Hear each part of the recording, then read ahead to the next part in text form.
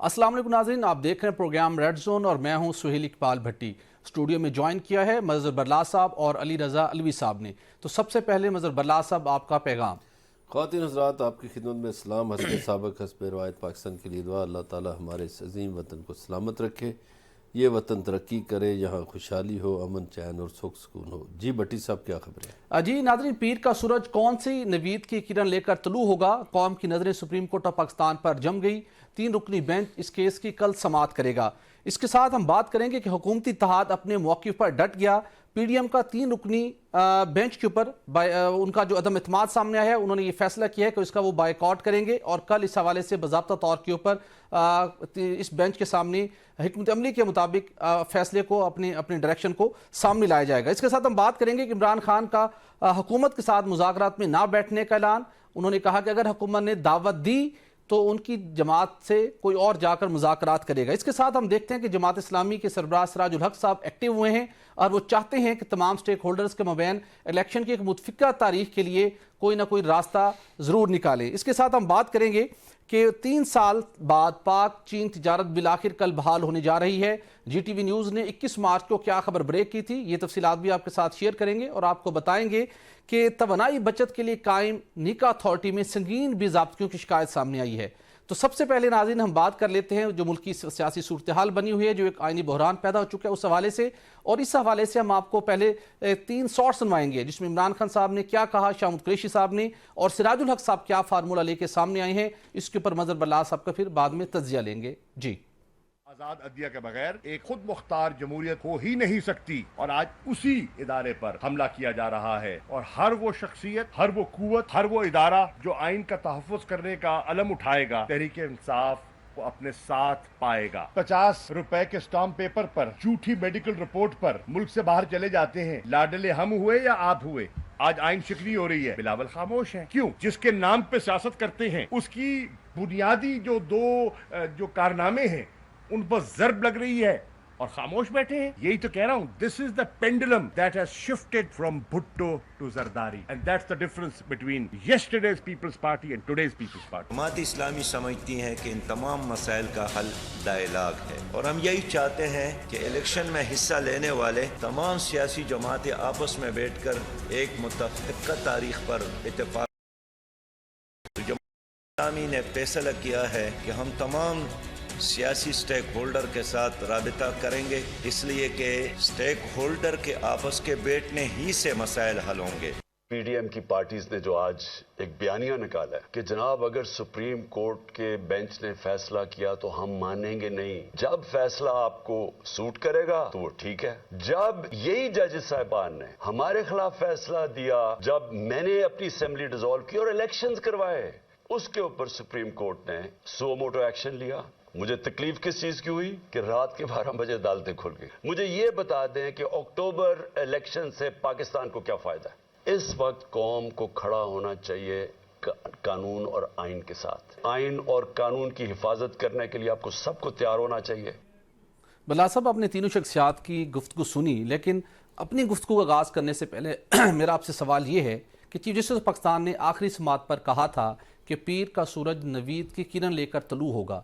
तो पहले मैं ये जानना चाहूँगा, पीडीएम और उनकी इत्तेहादी जमातें, इत्तेहादी पाकिस्तान पीपल्स पार्टी वाजे कर चुके हैं कि हम इस बेंच के ऊपर हमें एतमाद है, हम इनके फैसले को नहीं मानते, हम बाइकआउट करेंगे। क्या कल कोई ऐसा रास्ता निकल सकता है जिससे जो आइनी बहरान मजीद शिद्दत इख्तियार न करे और मामला बेहतरी की जानिब जाएँ? जैसे सिराजुल हक साहब एक्टिव हुए हैं और मौलाना तकी उस्मानी साहब ने भी आज एक इस हवाले से तजवीज़ दी। क्या देख रहे हैं, कल समाअत होनी है, किस तरफ ये मामला जा सकता है? भट्टी साहब, पहले तो ये जो शॉर्ट्स आपने सुनाए हैं इस पर थोड़ी सी बात कर लूँ। तीनों शख्सियात ने बड़ी ज़बरदस्त बातें की हैं और 3-4 पहलू जो हैं वो करे हुए हैं। शाहमूद कुरैशी साहब की ये बात बिल्कुल दुरुस्त है कि आज़ाद अदलिया के बगैर जमहूरियत नहीं पनप सकती, यकीनन बिल्कुल दुरुस्त है। इमरान खान साहब ने जो बात की कि जब उस वक़्त सो मोटो लिया गया था, उनकी हुकूमत ख़त्म हुई थी, तो उन्होंने चूँचरा नहीं किया, तो अब वो सो मोटो हलाल हो गया। ये उस वक़्त हलाल था तो अब हराम। ये रिएक्शन तो बहुत दिया था उस वक्त इन्होंने भी। रिएक्शन देना और बात है, लेकिन ये कहना कि हम फैसला नहीं मानते या बेंच नहीं मानते, बात कह दी, वहने जो आ गई थी, कोई ऑप्शन भी नहीं थी। تیسری بات جو سراج الحق صاحب نے کی، جی دیکھیے جماعت اسلامی ہی اس وقت میرا خیال ہے وہ جماعت ہے جو کسی طرف نہیں ہے، جس کو آپ قدرے معتدل جماعت کہہ سکتے ہیں۔ تو بجائے رابطوں کے سراج الحق صاحب کو چاہیے جی کہ وہ جس قدر جلد ممکن ہو ایک آل پارٹیز کانفرنس کریں، اس میں حکومتی پارٹیوں کو بھی دعوت دیں اور تحریک انصاف کو بھی دعوت دیں، یہ وقت کا تقاضا ہے۔ جی تاکہ کوئی حل سیاستدان نکال سکے۔ جی اب کل کی جو بات ہے، دیکھیے جو لاسٹ ٹائم جو سماعت ہوئی اس میں جو حکومت کے آپ کو پتہ نمائندے ہیں اٹارنی جنرل آف پاکستان، جی انہوں نے کہا تھا کہ ہمیں کچھ وقت چاہیے کہ، لیکن عدالت نے کہا ٹھیک ہے ہم وقت بھی دے دیتے ہیں۔ جی اگر سیاستدان آپس میں مل بیٹھتے ہیں، آپ کی حکومت کوئی ٹرائی کرتی ہے، لیکن وہ بات تو پھر اسی دن ہوا میں اڑ گئی جی جب یہ کہا گیا کہ ہم بینچ ہی نہیں مانتے۔ دیکھیے چیف جسٹس آف پاکستان بڑے دانش مندی سے ہمیشہ انہوں نے فیصلے کیے ہیں، جی اور ہمارے جو باقی ججز ہیں وہ بھی ظاہر ہے سیزنڈ ہیں اور پوری ایک تاریخ ان کے سامنے ہے۔ جی وہ کل وہ کوئی مناسب حل ایسا نکالیں گے، جی آئین سے تو وہ نہیں ہٹیں گے، چونکہ سپریم کورٹ جو ہے وہ آئین کا تحفظ کرے گی۔ جی آئین کے اندر رہتے ہوئے وہ کوشش کریں گے کہ تمام پارٹیاں اس پہ راضی ہو جائیں، لیکن پھر سیاسی پارٹیوں کو بھی لچک دکھانا پڑے گی، اور لچک دونوں طرف سے دکھانا پڑے گی۔ صحیح۔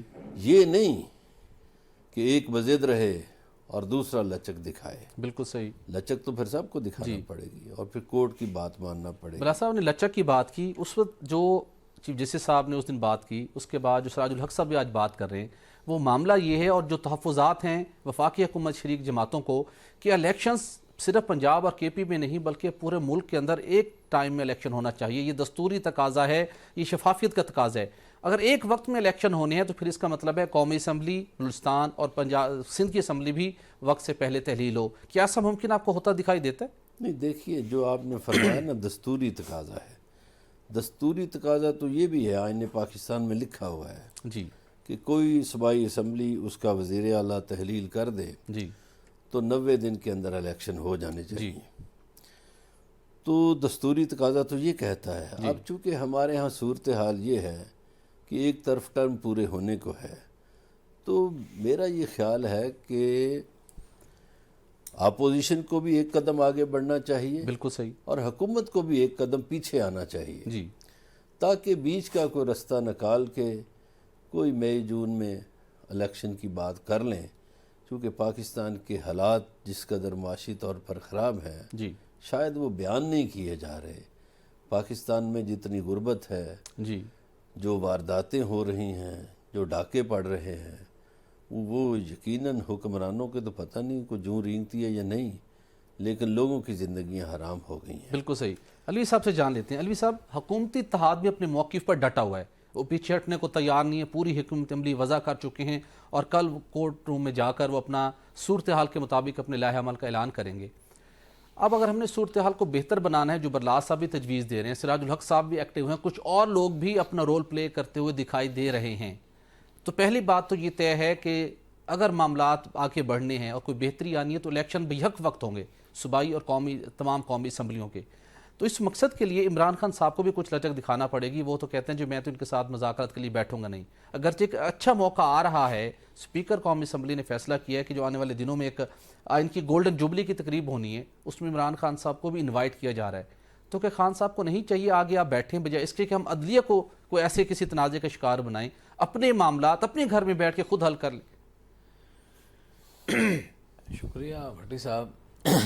عمران خان صاحب کا جو ابھی تک کا ماضی کا ریکارڈ ہے، جی اس میں تو نہیں لگتا کہ وہ بیٹھیں گے، وہ اس کی بنیاد پہ بات کر لیتے ہیں۔ جی عمران خان صاحب نے جب ان کو ایک سیٹ دی گئی اور یہ اسمبلی میں پہنچے تھے، جی اس وقت ان کو پی اے سی کا ممبر بنایا گیا تھا، پبلک اکاؤنٹس کمیٹی کا۔ جی عمران خان صاحب ایک اجلاس اجلاس میں میں بھی وہاں نہیں گئے تھے، کیونکہ وہ اپنی شان کے خلاف سمجھتے تھے، جبکہ وہ بہت بڑا لرننگ کا پلیٹ فارم تھا۔ بڑا پلیٹ فارم تھا۔ پھر عمران خان صاحب کو کشمیر کمیٹی کا بھی ممبر بنایا گیا تھا. جی عمران خان صاحب نے اپنی زندگی میں ایک بھی کشمیر کمیٹی کا اجلاس اٹینڈ نہیں کیا. نہیں کہ اپنی شان کے خلاف سمجھتے تھے کہ وہ بڑے آدمی ہیں اور یہ چیزیں چھوٹی ہیں. آخر کار انہوں نے پھر اسے استعفیٰ دے دیا تھا.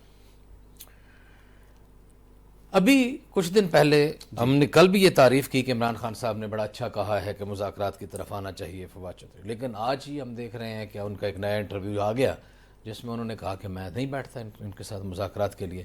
جی فریق سب سے بڑا تو وہی ہے نا, جی بالکل ایسا ہے. سب سے زیادہ مطالبہ انہی کا ہے. جی یہ سارے بحران کے ذمہ دار بھی وہی ہیں.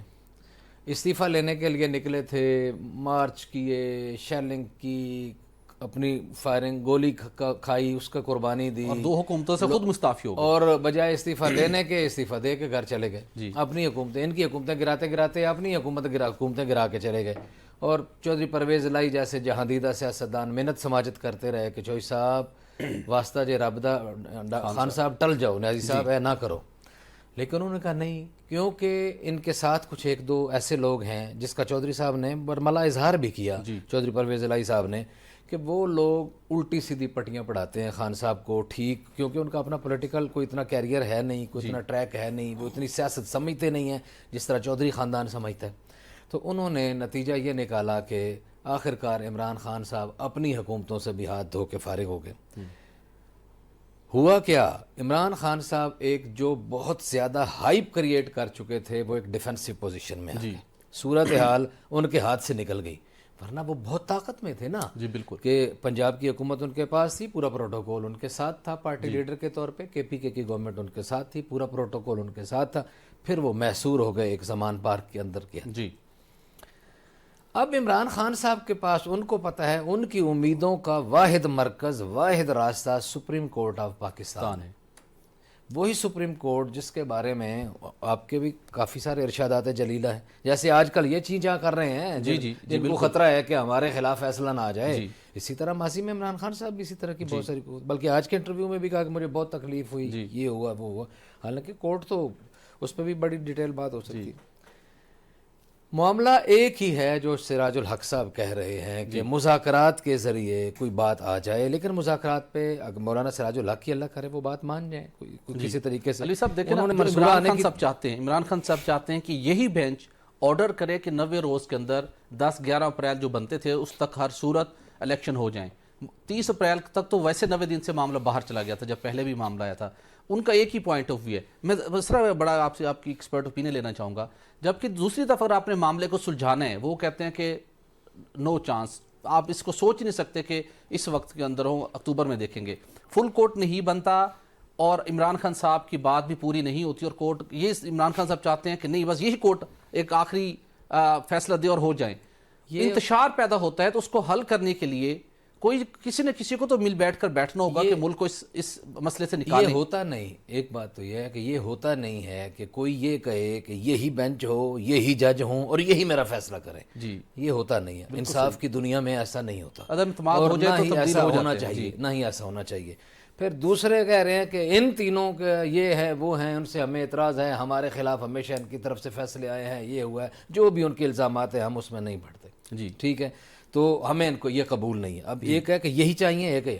اب لگتا یہ ہے, اب دیکھیں ہم تو یہ ایک تجزیہ ہی پیش کر سکتے ہیں نا, جج صاحبان کیا فیصلہ کر کے بیٹھے ہیں یا کیا سوچ رہے ہیں, وہ ہم ان کے اندر کی بات تو ہم نہیں جانتے. بالکل ایسے, لیکن مناسب یہی ہوگا کہ ہو سکتا ہے چیف جسٹس صاحب کوئی اس طرح کا کوئی رائے عمل نکالیں, کوئی ایسی حکمت عملی نکالیں کہ وہ لارجر بینچ بنا دیں فل کورٹ کی بجائے. بالکل صحیح. یہ تو کہتے ہیں نا فل کورٹ ہو سکتا ہے وہ فل کورٹ بنا دیں, ہو سکتا ہے فل کورٹ نہ بنائیں, لارجر بینچ بنا دیں. بالکل ٹھیک. کوئی اس طرح کا کوئی راستہ نکالیں, کیونکہ جس حد تک یہ PDM جا چکی ہے, مجھے نہیں لگتا کہ آگے ستمبر کو تو انہوں نے ویسے ریٹائر ہو جانا نا چیف جسٹس صاحب نے, کہ آپ اپنے کیریئر کے آخری 2-3 ماہ کے دوران اپنے اوپر کوئی ایسا داغ لگوا کے جائیں, اور وہ سوٹ بھی نہیں کرتا, کسی بھی قاضی کو سوٹ نہیں کرتا کہ اس کے اوپر ایسا کوئی داغ. ادارے کے ڈیکورم کے لیے بھی ضروری ہے کوئی ایسی سچویشن کریٹ نہ ہو. تو یہ جو لوگ ان کے اوپر الزام تراشی کر رہے ہیں, میرا خیال ہے وہ اس سے بچنے کی کوشش کریں گے اور کوئی درمیانی راستہ نکالیں گے. اگر نہیں نکالتے تو آپ نے کہا حکمت عملی کیا ہوگی, وہ حکمت عملی کا پہلے اناؤنسمنٹ ہو چکی ہے. وہ انہوں نے کہا ہے کہ اگر ایسا نہیں ہوتا تو پھر ہم اس پورے پروسیس کا اور اس عدالتی کارروائی کا بائیکاٹ کریں گے. بالکل صحیح. وہ پی ڈی ایم اناؤنسمنٹ کر چکے. بلا صاحب آپ بڑے باخبر حلقوں میں آپ کا اٹھنا بیٹھنا ہے. اسلام آباد میں گزشتہ 2 روز سے مختلف چیمیں گوئیاں ہیں اور کچھ پریشان کن اطلاعات بھی ہیں کہ اگر یہ معاملہ مزید گمبھیر ہوا, صورتحال مزید خراب ہوئی تو پھر کچھ اور بھی ہو سکتا ہے جس سے پھر جمہوری عمل بھی متاثر ہو سکتا ہے.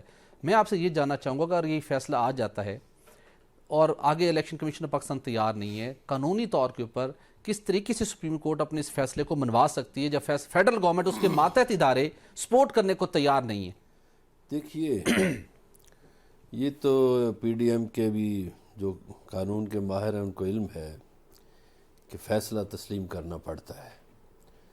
فیصلے کے خلاف اپیل ہو سکتی ہے, جی فیصلہ ماننا پڑتا ہے. کوئی نہ مانے تو آئین بتاتا ہے, آئین کے آرٹیکل 245 کے ذریعے جی سپریم کورٹ افواج پاکستان کو طلب کر جو اصل امپلیمنٹیشن ہے فیصلے کی. آئین سے باہر تو نہیں جایا جا سکتا. جی میں آج بھی کہتا ہوں کہ پیپلز پارٹی ان کے ساتھ کھڑا نہیں ہوگی. اگر آپ نے کل کو انٹرویو سنے ہیں جو پیپلز پارٹی کے ایم این ایز کے, تو انہوں نے تو بڑی تنقید کی ہے حکومت پہ. انہوں نے تو یہاں تک کہا کہ یہ رانا ثناء اللہ کو وزارت نہیں چلانا آتی, اسحاق ڈار کو وزارت نہیں چلانا آتی, فلانے کو نہیں آتی. تو وہ ممبر قومی اسمبلی جس کا یہ انٹرویو ہوا وہ پیپلز پارٹی کا حصہ ہے. صحیح, پیپلز پارٹی کی قیادت کی مرضی کے بغیر تو وہ نہیں یہ باتیں کر سکتے. بالکل صحیح. بلا صاحب درمیان میں پیپلز پارٹی سوچ رہی تھی کہ سندھ حکومت سے بھی ہم اس کو تحلیل کریں, کچھ امکانات ہیں آنے والے دنوں میں اس کے؟ دیکھیے ان کی تو یہ خواہش ہے, جی وہ نہیں یہ چاہیں گے کہ الگ الیکشن ہو. اوکے, ان کی خواہش ہے کہ اکٹھے الیکشن ہو. پیپلز پارٹی کی مرکزی قیادت نے یہ سوچا ہوا ہے کہ ہم پنجاب اور کے پی کے الیکشن الگ افورڈ نہیں کر سکتے. اگر ان کو الگ ہوتے ہوئے نظر آئے جی تو وہ حکومت سے الگ بھی ہو جائیں گے, سندھ اسمبلی بھی توڑ دیں گے. بالکل صحیح. اس لیے ان کا یہ خیال ہے جی کہ اگر خان صاحب جو ہیں ان کے مخالف پنجاب اور کے پی سے الیکشن سے فارغ ہو گئے جی تو وہ سندھ میں ڈیرے ڈال لیں گے اور ہمارا تحس نحس کر دیں گے. اس سے وہ بچنا. صورتحال بڑی گمبھیر ہے, پوری قوم کی نظریں سپریم کورٹ آف پاکستان پر جمی ہوئی ہیں اور کل کا دن بہت اہم ہے. دیکھتے ہیں کل کیا فیصلہ ہوتا ہے, لیکن دعا گو سب یہی ہیں کہ ایسا کوئی راستہ نکلے جس سے اس ملک کے اندر نہ آئینی بحران مزید شدت اختیار کرے بلکہ ہم استحکام کی جانب بڑھیں. ناظرین یہاں پر ایک بریک لیں گے اور بریک کے بعد آپ کو بتائیں گے کہ اسرائیل کے ساتھ تجارت کا معاملہ ہے کیا, کیوں یہ چیم گوئیاں ہوئیں اور الٹیمیٹلی خبروں کے زینت بنا یہ معاملہ. Stay with us. Welcome back ناظرین, پاکستان اور اسرائیل کے مابین تجارت شروع ہونے کی خبریں 2 روز قبل منظر عام پر آئیں اور اس کے بعد اگرچہ کہ دفتر خارجہ نے اس بات کی تردید کر دی ہے کہ کوئی ایسی تجارت نہیں ہوئی, لیکن اس معاملے کا ایک پس منظر ہے. وہ پس منظر کیا ہے اس پر بات کریں گے. سب سے پہلے آپ کو ایک شارٹ سنواتے ہیں کہ یہ معاملہ ٹریگر کیوں کیا. جی پی ٹی آئی گورنمنٹ کے جو ریلیجس ہارمنی کے منسٹر تھے ان کو انوالو کیا, ان کو انوائٹ بھی کیا. میں نے ریلیجس فریڈم کانفرنس کی تھی پاکستان میں اور میں نے ان کو بتایا کہ خواہش ظاہر کی کہ میں لے کے جانا چاہتی ہوں پہلا ہمارے پاکستانی امریکن جو کو اسرائیل جیروسلم, تاکہ وہ بھی وہاں نماز پڑھے, میں اپنے مسجد اقصی میں نماز پڑھوں. کتنی اچھی بات ہوگی پاکستان کے لیے اور مسلم جوش ریکنسیلیشن کے لیے. تو انہوں نے مجھے بہت سپورٹ کیا. انہوں نے کہا اسپیشل کو ہم آپ بالکل لے کے جائیں, وہ جا سکتے ہیں, ان کو اجازت ہے. اپنے پاسپورٹ پہ گورنمنٹ نے, P T I government Imran Khan صاحب نے الاؤ کیا کہ وہ جوڈیزم لکھے. یہ تو بہت ہی بیوٹیفل بات ہے. ہر ریلیجن رہ سکتا ہے پاکستان میں. علی صاحب یہ آپ نے شارٹ سنا, اس شارٹ سنوانے کا مقصد یہ تھا جن صاحب کا ذکر کیا انہوں نے, فیصل بن خالد, یہ پاکستانی تھا اور پہلے مسلمان تھا. اس نے پاکستان تحریک انصاف کے دور حکومت اس نے ایفرٹ کی. پرائم منسٹر اس وقت کے پرائم منسٹر عمران خان صاحب کو انہوں نے ایک اپلیکیشن دی کہ میں جیوش ہوں, مجھے میرا مذہب یہودی ڈکلیئر کیا جائے. پورا ایک پروسیس ہوا اور نادرا کے ریکارڈ میں الٹیمیٹلی ان کا جو مذہب ہے وہ یہودی ڈکلیئر کیا گیا. ان کو نیا پاسپورٹ ملا اور اس کی بنیاد کے اوپر پھر ایک وزٹ بھی ہوا تھا. اسی فیصل نے 2 روز قبل ایک ٹویٹ کی جس میں انہوں نے دعویٰ کیا کہ پاکستان اور اسرائیل کے مابین تجارت شروع ہو گئی ہے اور میں نے کنٹینر سامان کا بھجوا دیے. اس کے بعد ایک کنٹروورسی بن گئی, بہت سے سوالات اٹھے. سوال یہ ہے کہ شیریں مزاری صاحب پوچھ رہی ہیں کہ یہ کیا ہو گیا ہے، اور اس کے بعد اگر ایک شخص کو اس وقت ہم نے ڈیو پروسیس پورا کر کے اس کو ڈکلیئر کر دیا، اس کے بعد وہ یہ انیشیٹو کر کے غلط فہمیاں پیدا کر رہا ہے، دفتر خارجہ نے تردید کی ہے، تو پھر اب باہمی الزام تراشی کی بجائے ایک کیٹیگوری کے لیے ہمیں چلنا چاہیے کہ ہم نے ہی ان کو یہ سٹیٹس دیا تھا اور اب وہ گل کھلاتے جا رہے ہیں آئے روز۔ ہائے سادگی پہ کام نہ مر جائے خدا، کرتے ہیں قتل ہاتھ میں تلوار بھی نہیں، شہری مزاری صاحبہ کی آج گفتگو سے یہی لگتا ہے۔ جی، وہ اس بات سے مجھے مولانا فضل الرحمان کے ان الزامات میں کچھ صداقت لگتی ہے کہ جو وہ کہتے ہیں کہ عمران خان جو ہے وہ انٹرنیشنل اور یہودی ایجنڈے پہ عمل درآمد کر رہے ہیں۔ میں نہیں کہتا، میں ظاہر ہے میں تو ان کو ایسا نہیں سمجھتا، لیکن مولانا فضل الرحمان یہ سمجھتے ہیں اور وہ بارہا یہ بات کرتے ہیں۔ وہ جو خط جاری کیا گیا ہے، وہ خط میں نے ایک ایک لفظ پڑھا ہے، بالکل صحیح، اس میں مشرف دور کا بھی ذکر ہے۔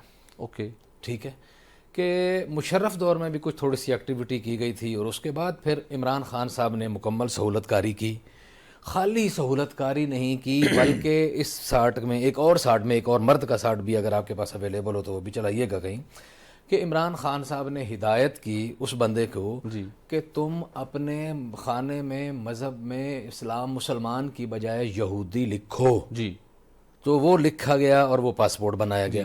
اچھا، اب ایک اور بات ہے، اس پاسپورٹ کے اوپر جو آپ کو مجھے برلاس صاحب کو ملتا ہے، اس کے اوپر ایک سٹیمپ ہوتی ہے ویلڈ فار آل ورلڈ، جی ایگزیکٹلی، ایکسیپٹ اسرائیل۔ تو اس پاسپورٹ پہ وہ کیسے گئے اور کیا ہوا؟ تو یہ ایک تو بات سمجھ آ گئی کہ یہ کام تو عمران خان صاحب کے دور میں ہوا، ان کے منسٹرز نے، ابھی وہ خاتون بھی کہہ رہی ہیں کہ انہوں نے ہمیں بہت سپورٹ کیا، لیکن پی ٹی آئی کا پروپیگنڈا سیل آج بہت کل سے بڑا سرگرم تھا جب سے یہ جاری ہوا، اور یہ ان کے اوپر ڈالنے کے لیے اور ان سارے لوگوں کے اوپر۔ تو اس کا مطلب ہے کہ یہ کام اسی زمانے میں ہوا۔ اب آ جاتے ہیں پاکستان کے سٹانس کی طرف۔ وزارت خارجہ نے بھی آج کہہ دیا کہ آفیشیل کوئی اس قسم کی ٹریڈ نہیں ہو رہی۔ وزارت تجارت نے بھی کہہ دیا کہ سرکاری سطح پہ اسرائیل کے ساتھ کوئی ایسا کام نہیں ہو رہا۔ لیکن میرا سوال اس فورم سے یہ ہے کہ سرکاری سطح پہ نہیں ہو رہا تو نجی سطح پہ کیوں ہو رہا ہے؟ ایسی کون سی مجبوری آ گئی ہے کہ آپ بانی پاکستان قائد اعظم محمد علی جناح کے احکامات کو بالکل، جہاں آپ نے باقی سارے احکامات ان کے سائڈ پہ لگا دیے، یہ ایک آپ کے پاس رہ گیا تھا وہ بھی آپ کر دیں، اور آپ فلسطینیوں کے ساتھ، ان کے خون کے ساتھ غداری کریں، ان کی قربانیوں کے ساتھ غداری کریں؟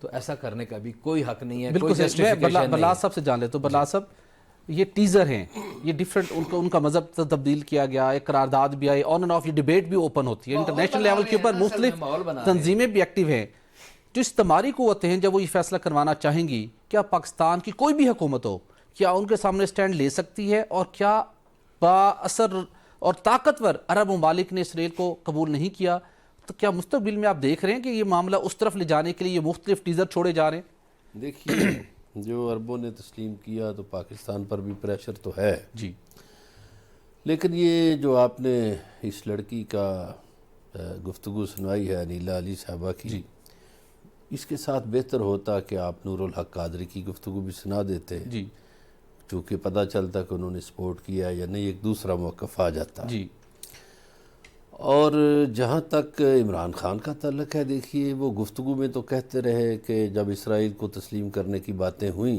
تو انہوں نے قائد اعظم کا فرمان لائے سامنے کہ وہ تو انہوں نے ناجائز بچہ قرار دیا تھا، تو ہم تو تسلیم نہیں کرتے۔ اب یہ جو ایک بات علی رضا علوی صاحب نے کی ہے پاسپورٹ کے حوالے سے، اب وہ چونکہ امریکن شہری بھی ہے، جی، ہمیں یہ بھی اندازہ نہیں کہ وہ امریکن پاسپورٹ پہ وہاں گیا ہے، چونکہ پاکستانی پاسپورٹ پہ تو لکھا ہوتا ہے، وہ تو جس کو بھی جاری ہو وہ لکھا ہوتا ہے کہ ہم اسرائیل نہیں جا سکتے، باقی دنیا میں جا سکتے ہیں۔ جی، اب جب ہمارے دفتر خارجہ نے بھی اس کی تردید کر دی ہے تو میرا خیال ہے کہ یہ ایک چھیڑ چھاڑ کی گئی ہے، نئے سرے سے موضوع چھیڑا گیا ہے ڈیبیٹ کو اوپن کرنے کے لیے، ڈیبیٹ کو اوپن کرنے بالکل کے لیے، صحیح، بالکل باقی صحیح، اس میں کوئی صداقت بالکل صحیح۔ تو آگے بڑھتے ہیں ناظرین، بالآخر 3 سال کی بندش کے بعد پاک چین اقتصادی راہداری منصوبے کے تحت دوبارہ تجارت کل بحال ہونے جا رہی ہے، اور اس سلسلے میں جی ٹی وی نیوز نے 21 مارچ کو ایک خبر بریک کی تھی جس میں دستاویز کے ساتھ بتایا گیا تھا کہ وفاقی کابینہ نے تمام تر عالمی دباؤ کے باوجود سی پیک کا دوسرا اہم ترین مرحلہ شروع کرنے کا فیصلہ کر لیا ہے، باضابطہ منظوری دی گئی ہے۔ آنے والے دنوں میں سی پیک کے تحت انفراسٹرکچر کے منصوبے تو لگ چکے، اب جس سے کاروباری سرگرمیوں کو فروغ ملنا ہے وہ سٹیپس اچیو ہونے جا رہے ہیں۔ چند دنوں بعد آپ کو تفصیلات سامنے آئیں گی اور الٹیمیٹلی اب باضابطہ اناؤنسمنٹ ہو چکی ہے اور کل یہ پراپر اس کے اوپر امپلیمنٹیشن سٹارٹ ہو جائے گی۔ علوی صاحب، آپ سے جاننا چاہوں گا، آج پرائم منسٹر شہباز شریف صاحب نے بھی اس کو بڑا ویلکم کیا جو یہ پاک چین اقتصادی راہداری کے تحت تجارت بحال ہونے جا رہی ہے، لیکن ساتھ انہوں نے ایک بڑا معقول نامعقول ایک بیان بھی جاری کیا کہ فورن فنڈڈ فتنے نے 3 سال قبل اس کو بند کروا دیا تھا۔ کیا آپ سمجھتے ہیں کہ واقعی عمران خان کے دور کے سی پیک کو ڈیلیبریٹلی سلو ڈاؤن کیا گیا، یہ بند کیا گیا اور اب یہ آئے ہیں اور انٹرنیشنل دباؤ بھی ہے اور اب دوبارہ سٹارٹ ہونے جا رہا ہے، یہ کچھ اور وجوہات تھی جس کی وجہ سے 3.5-4 سال کے دوران سی پیک میں ایون پی ٹی اے کے دور میں کوئی نیا منصوبہ نہیں ہوا سی پیک کے تحت اور جو چیزیں چل رہی تھی وہ سلو ڈاؤن ہو گئی؟ اب وجہ کیا ڈھونڈیں، یہ تو وجہ سامنے ہے۔ عمران خان صاحب نے اپنے دور میں اس منصوبے کی کچھ چیزوں کے اوپر الزامات عائد کیے، جی، کہا جیسے انہوں نے باقی ہر چیز میں کرپشن رزاق ڈھونڈی، داؤد صاحب نے بھی کیے تھے الزامات، ہر چیز میں کرپشن ڈھونڈی تھی، اس میں بھی کرپشن ڈھونڈی اور وہ کہا گیا کہ اس میں بے قاعدگیاں ہوئی ہیں۔ ہم یہ نہیں کہہ سکتے کہ بے قاعدگیاں نہیں ہوئی ہوں گی یا نہیں تھیں، لیکن وہ باقاعدگیاں پروو کہیں نہیں کی گئیں۔ یہی بات کرتے ہیں نا ابھی عمران نواز شریف بھی اور یہ سارے جن کے اوپر مقدمات ہیں کہ ہمارے اوپر مقدمات بنے لیکن کوئی ثابت نہیں ہو سکے اور ہمیں رگیدا گیا سال ہر سال اور ہمارے 2 دہائیاں ہمارے خلاف چور چور کا نیریٹو چلایا گیا، لیکن کہیں چوری اگر تو ثابت ہوئی ہے تو بتائیں۔ اچھا، اس منصوبے میں بھی یہاں الزام لگایا گیا تھا کہ یہ گڑبڑ ہے، لیکن اس میں تھوڑی سی سنجیدگی دکھانے کی ضرورت اس لیے تھی کہ اس میں ایک دوست ملک انوالو تھا، جی بالکل، اور اس کی انویسٹمنٹ انوالو تھی، اس کے اور آپ کے مشترکہ مفادات انوالو تھے، جی بالکل، اس کا خیال نہیں رکھا گیا۔ اور یہ بات درست ہے کہ منصوبہ متاثر ہوا اس وقت، وہ منصوبہ بری طرح متاثر ہوا، سلو ڈاؤن ہوا ہے، بلکہ دیکھیں نا جی، بریک لگ گئی نا کہ خنجراب والا اگر ابھی کھل رہا ہے تو اس کا مطلب ہے کہ وہ بند تھا تو ابھی کھل رہا ہے نا، بالکل، تجارتی راہداری وہ ابھی کھل رہی ہے، تو پہلے بند تھی، تو بند 3 سال پہلے تھی، تو کب 3 سال پہلے کا زمانہ کس کا تھا یہ بتانے کی ضرورت نہیں ہے۔ تو لیکن یہ حیرت کی بات یہ ہے کہ اگر عمران خان صاحب کے، میں ایک جملے میں بات سمجھ رہا ہوں کہ عمران خان کے زمانے میں چائنا کا فنڈڈ ایک منصوبہ بند ہوا ہے اور عمران خان صاحب کہتے ہیں کہ امریکہ میرا دشمن ہے، تو یہ بات مجھے سمجھ نہیں آتی کہ امریکہ کے دشمن جو ہے یا جس کا امریکہ دشمن ہے وہ چائنا کے منصوبے کے ساتھ دشمنی کرتا ہے۔ یہ بڑی اچھمبے کی بات تھی، لیکن خوشی کی بات ہے کہ تمام تر دباؤ کے باوجود، تمام تر رکاوٹوں کے باوجود سی پیک کے تحت جو اہم ترین ایک مرحلہ تھا جس میں کاروباری سرگرمیوں کو فروغ ملنا ہے، جس کی پاکستان کو اس وقت اچھا ضرورت ہے، وہ مرحلہ شروع ہونے جا رہا ہے۔ ناظرین، یہاں پر ایک بریک لیں گے اور بریک کے بعد بات کریں گے کہ توانائی بچت کے لیے قائم ادارے کے اندر کس قسم کی باضابطیاں سامنے آ رہی ہیں۔ اسٹے ود اس۔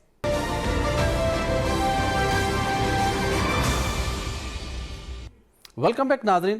مہنگی توانائی پاکستان کے لیے ایک سب سے بڑا چیلنج بن چکی ہے۔ وفاقی کابینہ نے یہ فیصلہ کیا کہ توانائی کی بچت کے لیے اہم ترین ایک ٹاسک دیا جائے جو کہ نیکا کو دیا گیا تاکہ پاکستان میں توانائی کی بچت کی جا سکے اور جو امپورٹ بل ہے جو کہ $27 ارب تک پہنچ چکا ہے اس کو نیچے لایا جا سکے۔ لیکن ناظرین، جو نیکا جس نے یہ اہم ترین ذمہ داری ادا کرنی ہے وہاں پر بھی بہت سی باضابطیوں کی شکایات سامنے آئی ہیں۔ کچھ پروگرام ریڈ زون کو دستاویز موصول ہوئیں جس کے مطابق جس سوسائٹی نے سیونگ کرنی ہے، جس نے بچت کرنی ہے، اس نے اپنے ادارے کی تزئین و آرائش کے اوپر 30 کروڑ روپے خرچ کر ڈالے، اور صرف یہی نہیں کہ جو کام سی ڈی اے اور پی ڈبلیو ڈی کے تحت کروایا جا سکتا تھا، ایک سول کمپنی تھی، سول پروپرائٹرشپ کمپنی تھی، اس کے ذریعے سے یہ کام کروایا گیا جو کہ بہت سے سوالات کو جس سے جنم لے رہے ہیں۔ اس کے بعد ستمبر 2022 میں نیکا کی بلڈنگ میں آگ لگی، یہ بہت مشکوک آگ تھی، اس کی آج تک کسی انڈیپینڈنٹ ادارے سے تحقیقات نہ کروائی گئی ہیں اور نہ ہی ذمہ داران کا تعین کر کے انہیں کوئی سزا دی گئی ہے اور معاملہ وزارت سائنس اور ٹیکنالوجی کے پاس موجود ہے۔ اس کے بعد اگر ہم بات کریں کہ ناظرین، وفاقی حکومت نے کفایت شاری مہم اڈاپٹ کرتے ہوئے نئی گاڑیوں خریداری پر پابندی عائد کی، تو پتہ یہ چلا کہ نیکا کے اندر ایک ہونڈا سیوک اچانک ایک گاڑی خرید لی گئی۔ صرف یہی نہیں بلکہ بینکاک کے اندر ایک لیب ٹیکنیشین ٹریننگ پروگرام تھا جہاں پر ریلیونٹ جو ٹیکنیشین تھے، ایکسپرٹ سے انہوں نے جانا تھا، لیکن اس اجلاس کے اندر جس کی تصویر بھی ہمارے پاس موجود ہے، وہاں پر ایم ڈی نیکا جن کا نام ڈاکٹر سردار معظم صاحب ہے، وہ بھی پہنچے، بلکہ وفاقی سیکرٹری سائنس اور ٹیکنالوجی وہ بھی پہنچے۔ اطلاعات یہ ہیں کہ ان کے جانے کی وہاں پر ضرورت نہیں تھی، یہ ٹریننگ پروگرام تھا ٹیکنیشین سے متعلق، لیکن وہ وہاں پر گئے، انہوں نے کافی دن قیام کیا اور جب تصاویر بنائی گئی گروپ فوٹو کے اندر وہ صرف نظر آئے۔ اس کے حوالے سے ہم نے موقف بھی لیا ایم ڈی نیکا کا، وہ بھی آپ کے ساتھ شیئر کریں گے۔ اس کے ساتھ وفاقی موصف کی جانب سے ریکروٹمنٹ کے حوالے سے ایک فیصلہ دیا گیا جس کے اندر سنگین بے ضابطگی تھی، اس کے اوپر بھی عمل درآمد تحال نہیں کیا گیا۔ اس حوالے سے جب ہم نے ایم ڈی نیکا سردار معظم سے رابطہ کیا تو انہوں نے جو ہمارا پہلا سوال تھا کہ 30 کروڑ پہ آپ نے خرچ کر ڈالے اور جو باقی سوالات ان کے ساتھ شیئر کیے، انہوں نے کہا کہ ان کی یہ نیکا اتھارٹی ہے، ان کو یہ مینڈیٹ ہے کہ پیپر رولز کے تحت وہ کسی سے بھی کام کروا سکتے ہیں، اور یہ رینوویشن کے ساتھ ریپیئر اینڈ مینٹیننس کا کام تھا جس کی وجہ سے کچھ رقم زیادہ یہاں پر خرچ ہو گئی اور ماضی میں اس بلڈنگ کے اوپر کوئی خاصا کام نہیں ہوا تھا تو انہوں نے آ کے سارا کام کروایا۔ اور یہ بھی واضح رہے کہ سردار معظم صاحب پاکستان تحریک انصاف کے دور حکومت میں انہیں 3 سال کے لیے کانٹریکٹ پر تعینات کیا گیا، ان کی جب مدت ملازمت پوری ہوئی تو ان کو موجودہ حکومت نے گزشتہ سال 3 سال کا ایک اور کانٹریکٹ آفر کر دیا ہے۔ ان سے بھی ہم نے پوچھا کہ آپ کی کون سی ایسی کارکردگی تھی جس کی وجہ سے آپ کو ایک اور ٹرم ملی ہے، اس کی انہوں نے جواب دیا، وہ بھی آپ کے ساتھ ابھی شیئر کرتے ہیں۔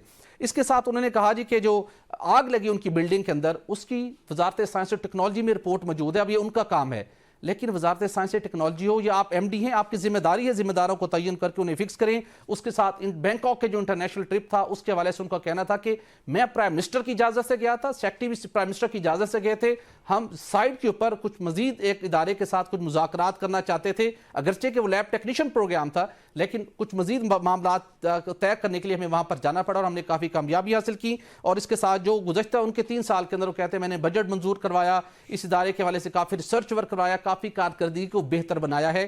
اور انہوں نے کہا جی جو آپ کے سوالات ہیں یہ غلط ہیں، میں ان سے اتفاق نہیں کرتا، جو وضاحت تھی وہ انہوں نے دے دی لیکن دستاویز کچھ اور ہی بیان کرتے۔ تو ہمارا مقصد یہ تھا کہ نیکا نے توانائی کی بچت کرنے کے لیے اہم رول پلے کرنا ہے، اگر اس کے ادارے کے اندر بھی ضابطے ہوں گی